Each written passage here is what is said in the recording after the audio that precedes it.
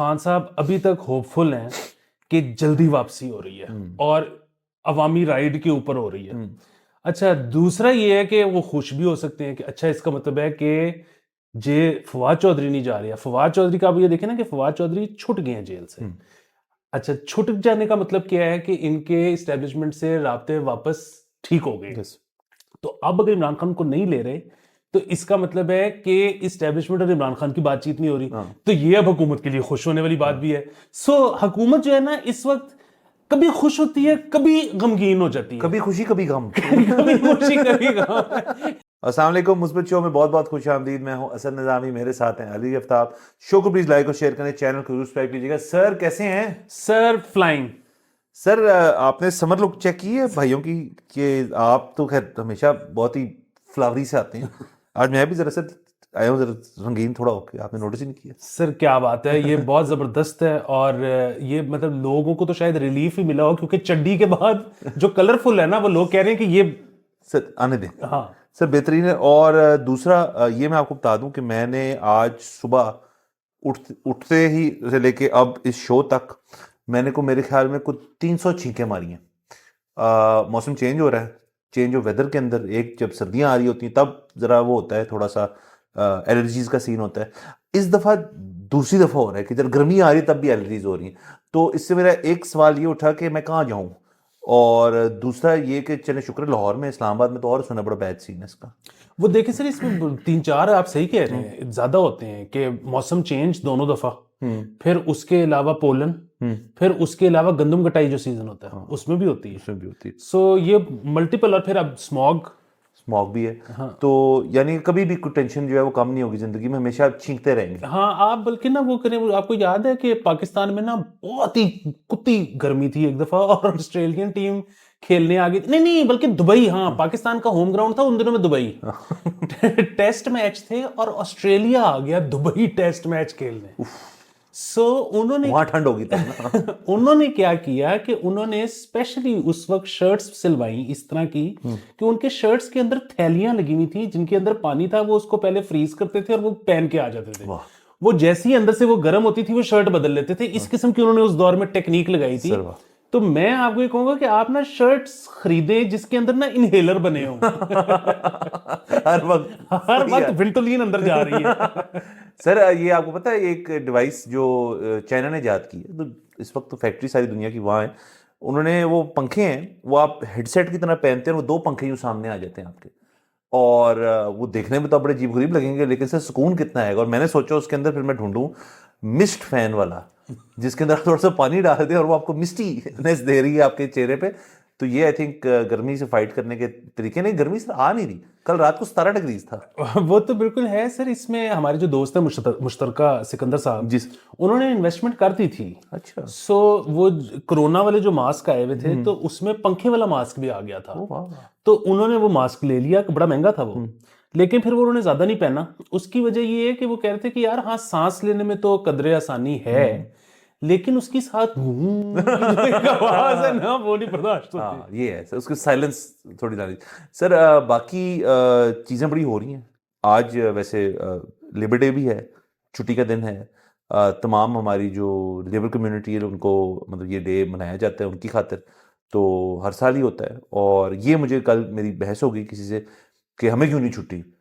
तो मैंने कहा यार आपको क्यों छुट्टी होगी, मतलब ये इस तरह तो नहीं है ना कि तमाम दफ्तर बंद है। मुझे एक्चुअली पता नहीं कि इसकी क्या उस तरह से रेलेवेंस होती है कि छुट्टी का सीन तो सब क्यों मना लेते हैं छुट्टी इसकी। सर छुट्टी तो मेरे ख्याल में ये सबको ही है। अच्छा। मतलब सिवाय अमेरिका के, जो अमेरिका जो है वो शायद सितंबर में मनाता है। अच्छा। हालांकि शुरू वहीं से हुआ था लेकिन उन्होंने अपना दिन बदल लिया है। बाकी तो फर्स्ट में जो है वो ऑल ओवर मेरे ख्याल में छुट्टी है। और वही वाली बात के मतलब हम लोग जो हैं हम भी हैं तो मजदूर, लेकिन क्योंकि ज़हनी मुशक्कत है, जिस्मानी नहीं है, तो इसलिए हम बैठे हुए हम छुट्टी नहीं कर रहे। और इस पे मुझे वो भी याद आ गया कि एक दफा वो टीवी पे एक एंकर साहब थे तो पता है आप किनकी बात कर रहे हैं। तो लेबर डे आना था तो उन्होंने इंसिस्ट किया कि जी कोई एक्सपर्ट नहीं आएगा शो पे, सिर्फ मजदूर होंगे, मैं और मजदूर बस। ये तो वो हमने, वो था भी मॉर्निंग शो, समझ ना आए क्या करें उनको। पहले तो हमने बताने की कोशिश की कि जी लेबर डे और बेचारों को छुट्टी है। उन्होंने कहा नहीं जी मजदूर, तो पहले हमारा दिल था कि वो कोई एकेडमिक्स टाइप आ जाए और इस पे कोई इल्मी सी गुफ्तगू हो जाए। फिर वो हमने सुबह सुबह जाके मजदूरों के घर दरवाजे खटखटाने शुरू किए। आप प्रोड्यूसर थे? जो मजदूर निकल रहा है सुता, जो पकड़ के गाड़ी में फिर जाए। फिर आपने शो किया? फिर वो शो किया लेकिन शो में मजदूरों के बोलने की बारी नहीं आई, एंकर ही बोलते रहे।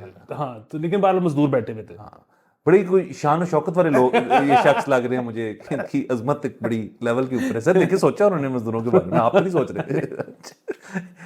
चलिए, दूसरा मैं ये एक एड्रेस करना चाह रहे थे हम इशू जो हमारे शो के, इसको मैं कहता हूँ शो के एडमिनिस्ट्रेटिव इश्यूज। आपको पता है एडमिन आपने मुझे दिया है शो का, तो लोग पूछते रहते हैं कमेंट्स के ऊपर, आप एक दूसरे को सर सर क्यों कहते रहते हैं, बहुत ज्यादा कहते हैं, ये क्या है? कुछ लोग नए होते हैं, मेरा अपना ख्याल है वो ये जेन जी टाइप लोग होंगे जो इस चीज़ से नए होते हैं। लेकिन आम तकिया कलाम जो दो मर्दों का होना चाहिए, उसमें सर जो एक साइन ऑफ रिस्पेक्ट है कि मैं आपको इज्जत दे रहा हूँ, आप मुझे इज्जत दें। हाँ, आप किसी को सर कह के चुप कर, तो वो एक गलत सी बात है, वो नहीं होना चाहिए। हाँ नहीं, इसमें ना मैं यकीन करें कि हल्फन कह रहा हूँ कैमरे पे, और जाहिर है झूठ बोलने की क्या जरूरत है कि ये ऐसे नहीं है कि ये हम कुछ शो में करते हैं। हम असल जिंदगी में भी ऐसे ही एग्जैक्टली एक दूसरे को एड्रेस करते हैं। और अगेन बिल्कुल आपने जिस तरह जनरेशन की बात की ना, हमसे पिछले वालों का तरीकाकार शायद कुछ और होगा, हमसे अगलों वालों का तरीकाकार यकीनन कुछ और होगा, लेकिन जो हमारी जनरेशन है उसमें यही चलता है। और मैं और आप तो जाहिर है बहुत ही ज्यादा साल में इकट्ठे हो गए हैं, तो मतलब हम बहुत ज्यादा फेमिलियर हैं एक दूसरे से। बट अदरवाइज हमारी जनरेशन में बड़े बड़े अच्छे दोस्त होते हैं जिनको बहुत सालों बाद भी एक दूसरे का नाम ही नहीं पता होता। बस होता है कि सर कैसे। और सर बड़ी वर्सेटाइल किस्म की है ना, कि उसके अंदर अगर आप थोड़ा तनाव लाए ना तो आपको सीरियस है, सर जी, मतलब तो सर इसके अंदर कितनी वेरिएशंस ला सकते हैं आप गुफ्तगू में। सर मेरे ख्याल में पैंचोत के बाद सबसे जो वो लफ्ज जो कि सबसे ज्यादा जज्बात की का अहाता करता है वो सर है। हाँ, और सर देखें आप, एक तो सर गालियों के अंदर भी ना एक वेव आती है, मतलब आप उसको फिर उसका खेलें आप तो उसको आप जैसे मर्जी बना लें, तो ये बेहतरीन है। नई जनरेशन का वैसे मुझे पता है सर का मुतबादिल क्या है, वो है ब्रो। तो और वो कुछ लोग जो हैं जो अभी अपनी जवानी को चिमड़ के बैठे हुए हैं, लेकिन हो वो बबे गए हैं, वो अभी तक ना जब मैसेज करते हैं रिप्लाई करते हैं, ब्रो कैसे हो, मैं कहता हूं मैं बिल्कुल ठीक हूं, मुझे मैसेज ना करना है इसके बाद।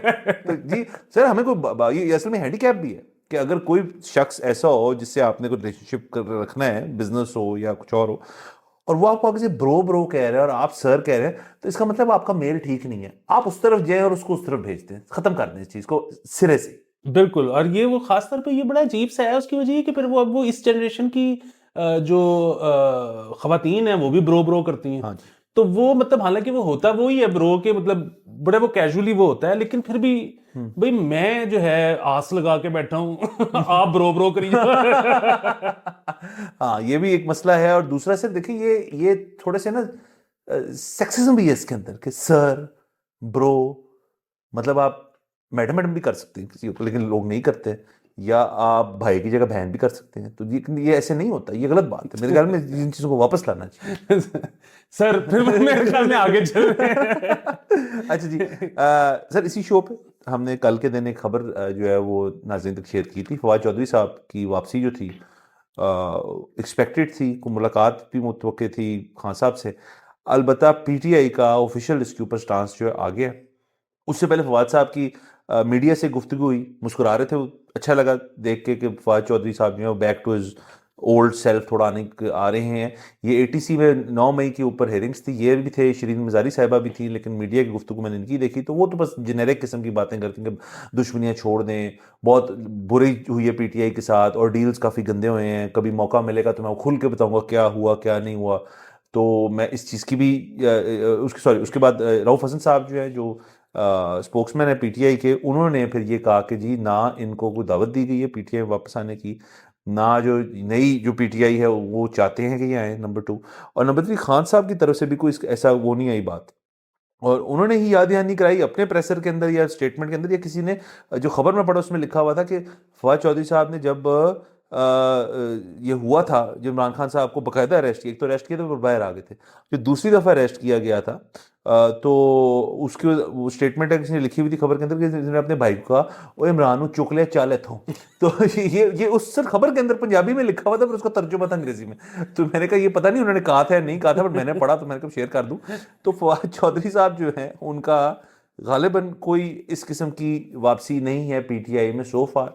एंड हाँ, एक उन्होंने सब बड़ी इंटरेस्टिंग बात की, अब ये जरा चेंज हो जाती है डिबेट सारी कॉन्वर्सेशन। उन्होंने कहा कि मैं तो पीटीआई वापस ज्वाइन ही नहीं कर रहा क्योंकि मैंने कभी छोड़ी नहीं थी। ये उन्होंने बयान दिया कि मैंने तो कभी चीज छोड़ी ना हो तो उसमें वापसी कैसी होती है। तो वो अभी भी अपने आप को आज के बयान के मुताबिक एक तरीके इंसाफियन मानते हैं।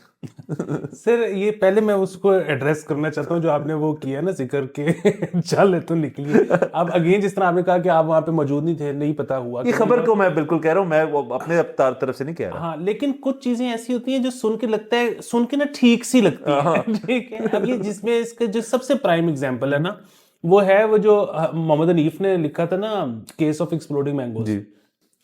तो वैसे तो वो नॉवल है, हाँ नॉवल है, लेकिन उसमें वो जो थे ना लाइन के, जिस वक्त ये प्राइम मिनिस्टर को अरेस्ट करना था या पता नहीं पीटीवी पे को कब्जा करना था, तो उस वक्त जिस ब्रिगेडियर को सर टेक ओवर कह सर, कब्जा ना कह प्लीज सर, कब्जा तो बड़ी देर से है। तो वो जिस ब्रिगेडियर को भेजना था ना, तो उसको ज़ियाउल हक ने कहा कि मुर्शद मरवा देना।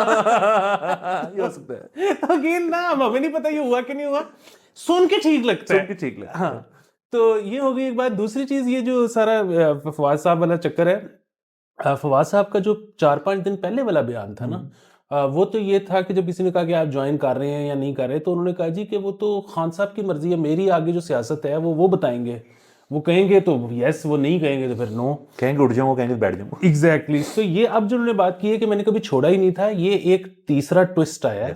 और ये जो तीसरा ट्विस्ट है ये इनमें अकेले में नहीं आया, अली जैदी साहब कराची वाले, जी अभी रिसेंटली उनका पिछले हफ्ते आया था, बिल्कुल उन्होंने एग्जैक्टली यही बात की। अच्छा, वो एंकर साहब जो थे ना, उन्होंने आगे से कहा जी कि आप किस तरह कह सकते हैं कि आपने कभी छोड़ी ही नहीं पार्टी, आप तो जो अलीम खान और तरीन वाली पार्टी बन रही थी, आप तो उसकी प्रेस कॉन्फ्रेंस में बैठे हुए थे, ये उसने फुटेज भी चला दी। उसने कहा यार मैं उधर गया हुआ था, उन्होंने मुझे स्टेज पे बिठा लिया।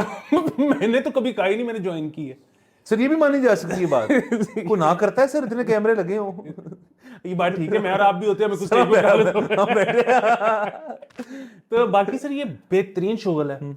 उसकी वजह ये है कि ये इससे जो है ना, मतलब अगेन ये जो एक बात हुई है कि खान साहब ने कहा कि मैंने नहीं रखना पार्टी में, ठीक है, ये उन्होंने कहा नहीं, ये तासुर दिया जा रहा है खान साहब की तरफ से, कहा गया नहीं, यानी कि उन्होंने ना भी नहीं की और हाँ भी नहीं की। बिल्कुल ठीक है, लेकिन उन्होंने हाँ नहीं की। हाँ नहीं अच्छा, अब ये जो हाँ नहीं की है ना, इससे एवं बैठे बैठे हुकूमत जो है ना वो हो गई होगी, या हो सकता है खुश हो गई हो। मतलब अब वो कांपने का मतलब तो ये है कि उनको जो है ना वो लग रहा है कि अच्छा इसका मतलब ये है कि खान साहब अभी तक होपफुल हैं कि जल्दी वापसी हो रही है और अवामी राइड के ऊपर हो रही है। अच्छा, दूसरा ये है कि वो खुश भी हो सकते हैं कि अच्छा इसका मतलब है कि जे फवाद चौधरी नहीं जा रहे हैं। फवाद चौधरी का अब ये देखें ना कि फवाद चौधरी छूट गए हैं जेल से। अच्छा, छूट जाने का मतलब क्या है कि इनके इस्टेब्लिशमेंट से राब्ते वापस ठीक हो गए। तो अब अगर इमरान खान को नहीं ले रहे तो इसका मतलब है कि इस्टेब्लिशमेंट और इमरान खान की बातचीत नहीं हो रही, तो ये अब हुकूमत के लिए खुश होने वाली बात भी है। सो हुकूमत जो है ना इस वक्त कभी खुश होती है, कभी गमगीन हो जाती है, कभी खुशी कभी गम। कभी खुशी कभी गम। इसलिए ना मुझे वो याद आ गया कि एक वो बड़ा पुराना दोस्त एक दूसरे दोस्त को मिलने आया, तो वो उसने घंटी दी, वो दरवाजा खुला, उसने कोई इतने सालों बाद ये वो जप्पी जुप्पी हुई, उसने लॉन में ही कुर्सी लगा दी, तो बैठ के उन्होंने कैचअप करना शुरू कर दिया। तो वो जिसके घर आया था उसकी दादी जो है वो मंजी पे साइड पे लेटी हुई थी। तो वो थोड़ी देर बाद उन्होंने दादी ने आवाज दी कि ए मैनू धुप्पे कर दो। उधर छांव थी जहाँ पे वो लेटी हुई थी, इन दोनों ने मंजी उठाई, उनको धूप में कर दिया, फिर बातें शुरू कर दी। फिर उनकी आवाज आई कि मैनू छांव में कर दो, उन्होंने फिर उठाया, फिर छांव में कर दिया, फिर थोड़ी देर बाद मैंने धुप्पे कर दिया। अच्छा, अब वो ना कोई 10-12 दफा जब हो गया तो वो जो मेहमान आया तो उन्होंने कहा ए माई नू झूले च क्यों नहीं पा देंगे।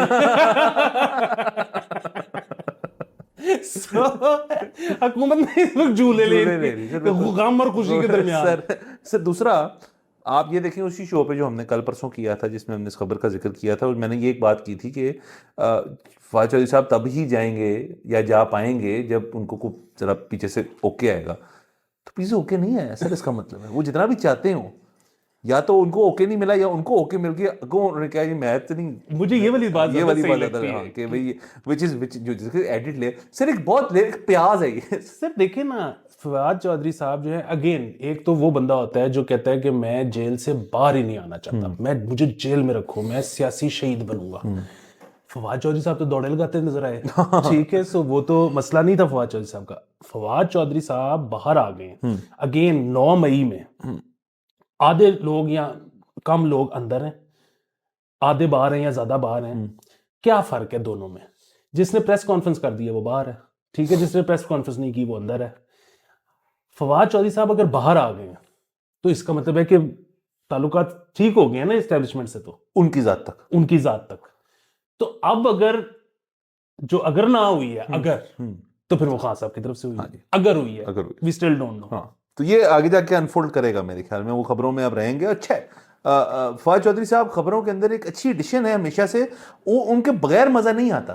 और फिर दूसरी एक और चीज भी है, अब वो देखें कि वही बात है, परसों अगर बुलावा आ जाए अडयाला से कि मिलने आ जाओ तो यूं करके सिचुएशन बदल जाएगी। आज तो खैर दीगर और सियासी पार्टियों ने, मेरे ख्याल में किसके शजील मेमन साहब थे को और थे, किसी ने कहा था कि जी कोई इनको अडयाला जेल ना बुलाया, ना ये गए हैं ना ये जाएंगे। तो बाकी पार्टियों भी इसके अंदर इंटरेस्टेड हैं क्योंकि एवरीबडी वांट्स टू सी कि यार ये तरीके इंसाफ जो है हुन की इन्होंने करना है, क्योंकि लोग तो पिछले 2 हफ्तों से तो इस चीज में खुश हैं कि देखो जी आपस में लड़ पे हैं। अब अगर एक भी सीनियर जो पुराना स्टॉलवॉर्ट टाइप इनका है बंदा जो कि फवाद चौधरी है और दीगर इतने लोग हैं, अगर तो वो वापस आ जाते हैं पार्टी के अंदर, उनको वापस आने दिया जाता है, सर आपको पता है कितना बड़ा मैसेज जाता है इस चीज का। तो और उसी शो पे आपने भी बात की थी कि पीपल्स पार्टी भी तैयार बैठी है, कोई टेंशन वाली बात नहीं सर, ये बड़ी मजेदार चीज होने लगी इस वक्त जो है ना। फवाद चौधरी लिटमस टेस्ट है, बहुत बड़ा लिटमस टेस्ट है सर। अच्छा बार आगे चलते हैं। पंजाब गवर्नमेंट ने मरीन नवाज साहिबा ने एक हमने इसी शो पे बात की थी सर, सारी बातें हम इसी शो पे करते हैं, तो मैं ये कहूँ तो हम नाराज ना हुआ करें, हम और जाके बात ही नहीं, हम घर जाते हैं हम चुप कर जाते हैं। अच्छा ये बात तो वैसे फैक्चुअली करेक्ट है कि हम घर जाके चुप कर जाते हैं, यहाँ जो कर लेते हैं सारा कुछ। अच्छा तो दूसरा उन्होंने ये किया कि पहले वो ये एग्जामिनेशन हॉल्स के अंदर जो इन्विजिलेशन की हद तक बताया गया था कि जी बड़ी 2 नंबरी हो रही है, पैसे मांगे जाते हैं बच्चों की मेज़ों पे जा जाके कि जी मुझे 5-6 हज़ार रुपये दे दो तो मैं तुम्हें पेपर सॉल्व कर दूंगा, ये चीज़ें पकड़ी गई अपेरेंटली। और इसके लिए जैसे मैं पहले बता दूं, उन्होंने ज़बरदस्त एक शख्स को रखा था करने के लिए, अपने कज़म बिलाल यासीन को जो कि फूड के मिनिस्टर हैं, उनको इस काम के लिए इस कमेटी के हेड बनाया था जिसको प्रोब करेगी। अच्छा अब सर उन्होंने ये किया है कि उन्होंने एक बाकायदा कंप्लेंट सेल बना दी है जिसका यूएएन नंबर है और उस पर उसकी ये लिखा हुआ बेसिकली कि जी एग्जामिनेशंस की हद तक आप किसी भी आपको लगे कि आपका मेरिट चोरी हो रहा है, आपका मेरिट चोरी हो रहा है, तो आप एनोनिमसली फोन करें इसके ऊपर, हमें बताएं कौन है, क्या कर रहा है, कैसे कर रहा है। जो कंसर्न लोग हैं वो इस चीज़ को फॉलो अप करेंगे और अगर कोई चीज़ निकलेगी तो उस शख्स को जिसने चीटिंग की है या करने को जा रहा है या कर सकता है उसको हम वहाँ से रिमूव कर देंगे। और फिर नीचे उसके अंदर इस इश्तिहार के अंदर नीचे भी लिखा हुआ एक जुमला सा है जिसके अंदर कि जी बी वेयर कि आप अपना करियर तबाह कर सकते हैं इस टाइम, तो चीटिंग ना करें। तो सर अगर कोई शख्स अपनी बीवी पे चीट कर रहा हो वो भी कंप्लेन करा सर मुझे नहीं पता तो उसका तो है ना, ओके उसका वो नहीं है जो आप नादरा ने वालों ने निकाला था कि अगर नहीं वो दूसरी शादी के केस में ना अगर दूसरी कर ले, सर कोई गल है सर, मतलब इतनी इन्वेस्टमेंट कर दी उसने चीटिंग कर वाली, तो मैं ब्याह करे ना फिर जाके सर, तो काम पूरा कर। बिल्कुल सर। ये देखें अब ये जो एनोनिमस कॉल्स होती हैं ना, ये अब आई डोंट नो कि हुकूमत इनको कितनी सीरियसली लेगी, कितनी को कार्रवाई करेगी, लेकिन इसमें अब हुकूमत ने अपने लिए जो है ना काफी बड़ा कट्टा खोल लिया है, क्योंकि कॉलें तो अब बहुत आएंगी। ये बिल्कुल वैसे ही है कि कोई ये जो रेस्क्यू 1122 है उनको सालाना कुछ 6.5 लाख तो फेक कॉल आती है। तो ये चीटिंग मैं मर गया और मैं तो वही बात, ये रेस्क्यू 112 तो एक बहुत संगीन बात है बहुत, और इसको लोग 6.5 लाख कॉलें फेक कर जाते हैं। तो ये तो ऐसी ही एक चीज है एग्जामिनेशन में चीटिंग जिसको लोग को इतना संगीन भी नहीं समझते हैं। ये तो बल्कि वो समझते हैं कि ठीक ही है। ये है। तो इसमें क्या होगा तो ये बिल्कुल वैसे ही है कि वो हमारे उधर वो एक दफा ना वो घर के करीब, जब आपको याद है पुराना वो होता था रनवे, हाँ सर। तो उस पे पुराने रनवे पे बाद में तो फिर उन्होंने कर दिया कि जी यहाँ पे कोई नहीं आ सकता। पहले उसमें ना 5-7 जगहों पे जालियां टूटी हुई थी, तो अंदर चले गए। बॉयज घुस जाते थे अंदर, वो बॉयज छोटे मोटे पार्टी कर लेते थे। ठीक है। हाँ, तो उसमें ये होता था कि कुछ डेटें भी बच जाती थी, हम्म। तो कभी कभी वो रास्ता खुला होता था, गाड़ी भी आप अंदर ले जाते थे। तो फिर वो हुआ यही कि वो अनोनिमस कॉलेज जानी शुरू हो गई कि फलाना डेट मारा, वो जानने वाले ही करते थे। अच्छा। तो ये क्योंकि उसके बाद डेट थी नहीं। उस पर डेट थी नहीं, तो फिर वो होना ये शुरू हो गया कि उन्होंने फिर बंद कर दिया, हर जगह से बंद कर दिया कि यहाँ पे कुछ ना हो सके जाती। सर ये देखिए बेसिकली ये है एक चुस मारने का प्रोटोकॉल है। यस। तो इस पे एक तो मिसयूज भी होगा। फर्ज करें एक एग्जामिनेशन में जा रहे हैं कुछ बच्चे किसी एक इंस्टीट्यूट से, कहीं से एग्जामिनेशन हॉल में तो मुश्तरका सारे इंस्टीट्यूट के आते हैं ना। आपको पता है यार हमारा जो टॉपर है ना वो ये है, लेकिन नंबर 2 मैं हूं हमेशा से। तो पहले वाले को अगर आप इस तरह के इंसान हैं तो मरवा देते हैं। मतलब इस तरह से कि फोन करेंगे यार ये तो चीट करेगा यहाँ पे, इसके तो इतने पैसे हुए हैं फलाना, आप थोड़ी सी रिसर्च करके बड़ी जबरदस्त तक फोन कॉल कर दें तो वो फंस जाएगा अगला। तो हाँ, दूसरे फिर वही बात है कि वैसे तो मतलब हुकूमत से उम्मीद तो यही रखी जाती है हमेशा से कि ये कुछ भी नहीं करेंगे। So, कुछ नहीं होगा। हाँ।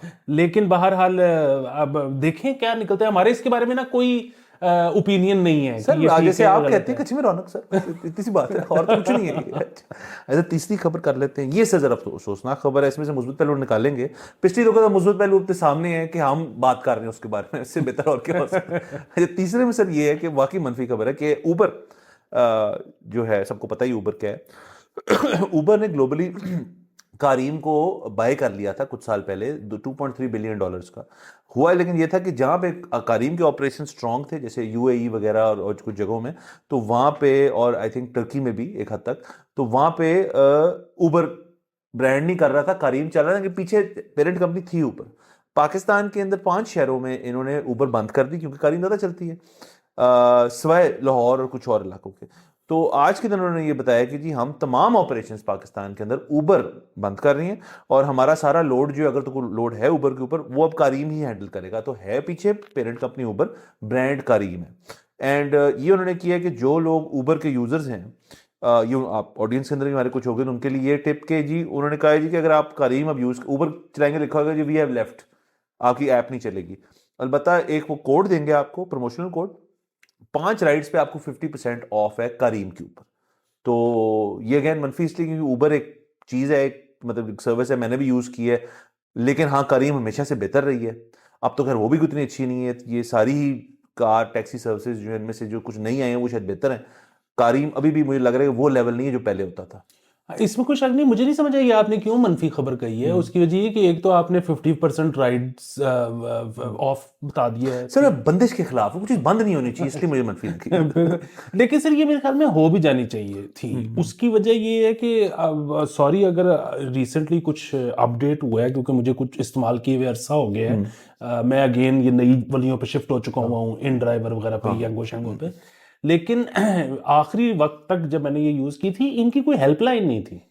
हाँ नहीं वो ऐप के अंदर ही है, तो वो बड़ा मसला था। वो मसला है। हाँ, तो ये इनको बंद हो जाना चाहिए था। हाँ सर आप ये का बात कर रहे हैं, इतनी बड़ी चीज़ जो बड़ी ऐप है फूड पैंडा जो है, कि चलिए आज मैं कर देता हूँ बात कि मैंने कलर्स में उनके जैसे पहने हुए हैं, बट फूड पैंडा में आपका ऑर्डर ना आए या लेट हो रहा हो, आप कुछ नहीं कर सकते। आप उनकी सिर्फ फ़ोन नहीं कर सकते किसी को, आप सिर्फ उनकी जो कंप्लेंट वाली चीज़ है उस पर जा सकते हैं और वहाँ पे किसी चैट से बंदे उसको कुछ कह सकते हैं। फ़ोन करके किसी को सुना नहीं सकते आप। अभी फूड पैंडा पे है ही नहीं है चीज़, नंबर ही कोई नहीं।